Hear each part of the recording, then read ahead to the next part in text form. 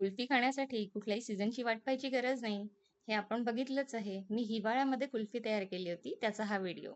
ते साधारण अर्धा लिटर मी इथे दूध घेतलेलं, त्यामध्ये 1 कप आपण कुल्फी प्रीमिक्स टाकलेलं, वेलची पूड टाकलेली, इसेन्स टाकलेलं, सॉरी, ड्रायफ्रुट्स टाकले आणि कुल्फी सेट करायला ठेवलेली. डिमोल्ड करून सुद्धा तुम्हाला दाखवली. खूप छान क्रीमी आणि टेस्टी यम्मी कुल्फी तयार होते. बरं, कुल्फी प्रेमिक्सचे व्हिडिओ तर आपण बघूयाच, पण तोपर्यंत चॅनलवर नवीन असाल तर आत्ता चॅनलला सबस्क्राईब करा. मी सुरेखा हिरकणी डायरीमध्ये तुमचं मनापासून स्वागत करते.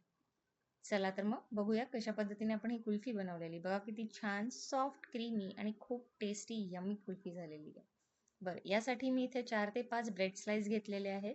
त्याच्या कडा आपण काढून घेणार आहोत. जो ब्राउन भाग असतो तो आपल्याला इथे लागणार नाहीये. फक्त पांढरा शुभ्र मधला भाग लागणार आहे.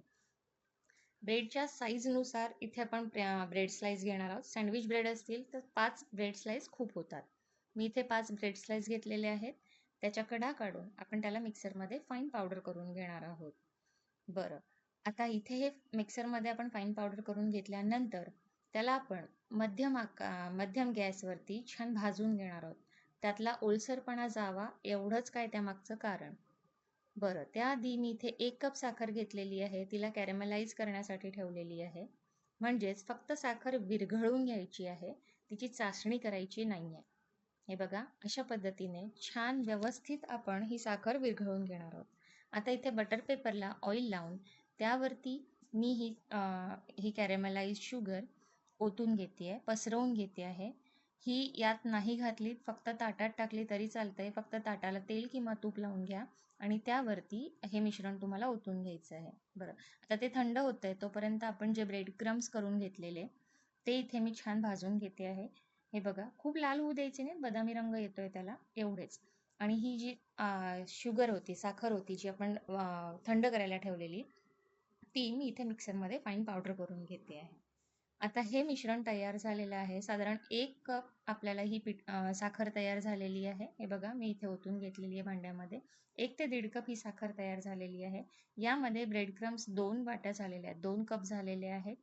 ते देखील मी इथे मिक्स करते आहे. शिवाय 1 कप आपण इथे मिल्क पावडर टाकलेलं आहे. कुठल्याही ब्रँडचा मिल्क पावडर इथे चालेल आहे. ड्रायफ्रुट्स घेतलेले आहेत, साधारण 10-12 ड्रायफ्रुट्स, काजू, बदाम 10-12 दोन्ही आपण इथे कापून घेतलेले आहेत. त्यामध्ये वेलची पूड टाकलेली आहे आणि केसरचे काही धागे टाकलेले आहेत. आता हे मिश्रण छान व्यवस्थित मिक्स करून घ्यायचं आहे. साखर, दूध पावडर आणि ब्रेड क्रम्स या सगळ्याला पाणी सुटेल, ओलावा राहील, मग ते टिकणार नाही. त्यामुळे आपण इथे कॉर्नफ्लोअर ॲड करतो आहे.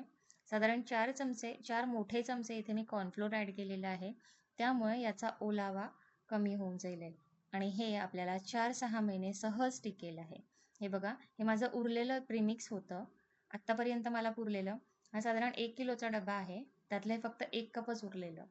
ते मी इथे काढून घेतलं आणि त्याच डब्यामध्ये मी आता परत स्टोअर करणार आहे.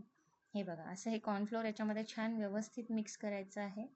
कुठल्याही प्रकारचा ओलावा याला येत नाही.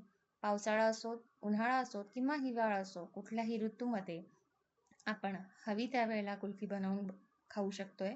शिवाय रबडी देखील कुणाला खावीशी वाटली तरी याच प्रीमिक्सपासून तुम्ही ती बनवू शकताय. मग नक्की ट्राय करा. व्हिडिओ आवडला असेल तर लाईक आणि शेअर करायला विसरू नका. आणि असेच नवनवीन रेमेडीज आणि रेसिपीज आपल्या चॅनलवरती येत असतात. तेव्हा सबस्क्राईब केलं नसेल तर आत्ताच सबस्क्राईब करा.